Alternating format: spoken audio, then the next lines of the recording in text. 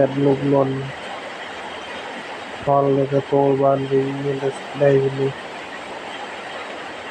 អ្នកខ្លះក្រដោយសារតែចិត្តលូបលន់អ្នកខ្លះទៀតបែកបាក់គ្រួសារដោយសារតែធ្វើផ្ទះទិញរបស់ប្រើប្រាស់ហើយសមត្ថភាពខ្លួនឯងមិនដល់ទិញលើសពីសមត្ថភាព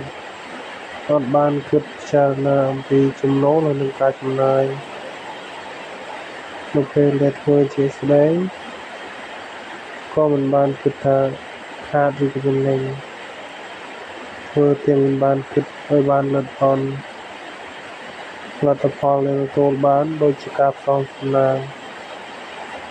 នៅពេលដែលទទួលបានផលគិតថាខ្លួនជាមនុស្សដែលមានសំណាងប៉ុន្តែនៅពេលដែលបរាជ័យគិតថាខ្លួនឯងសួយមិនបានជឿលើហេតុផលមិនបានជឿលើការប្រព្រឹត្តរបស់ខ្លួនឯងអ្វីដែលទទួលបានយល់ថាវាជាសំណាងអ្វីដែលបាត់បង់លែងជាគិតថាវាជារឿងដែលខ្លួនឯងសួយមិនបានគិតថាអូមកពីហេតុដែលធ្វើឲ្យផលដែលទទួលបានវាបែបនេះមនុស្សដែលចេះគិតគេធ្វើឲ្យមិនងាយខុសទេដូចពាក្យដែលគេថាអ្នកមានគេធ្វើឲ្យក៏ត្រូវជាងអ្នកក្រដាក់ខុសការពិតគេបានគិតដេតអស់ហើយពីលទ្ធផលហើយនឹងការងារដែលគេត្រូវធ្វើនោះគេដេញតែគេត្រូវធ្វើហើយគួរតែបានផលបែបណាប៉ុន្តែដល់ពេលយើងអ្នកក្រអត់បានគិតហេតុផលទេមានដើមទុន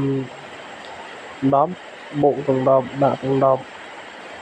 តែសម្រាប់គេអ្នកមានគេធ្វើឲ្យមួយគេមិនได้ចាយទុនអស់ទេឧទាហរណ៍ថាគេត្រូវធ្វើការងារមួយដែលចំណាយអស់10000គេមាន20000គេចាយ10000ទៅវាសល់10000គេមានទុនបំរុងទៅបើគេធ្វើទៅវាមិនសូវជាជោគជ័យក៏គេសល់ដើមទុនដើម្បី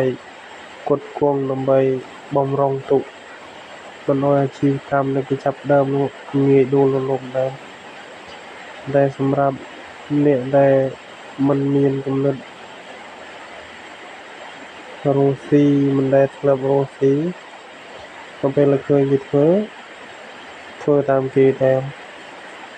គេដាក់ប៉ុណ្ណោះខ្លួនឯងមានតែ10ទេដាក់ដល់10ហើយនៅពេលដែល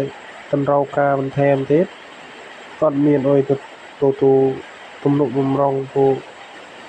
គាត់គង់បន្ថែមដើម្បីអុយដើរទៅមុខដែរវាអស់ទុនចាយអស់តំណងហើយ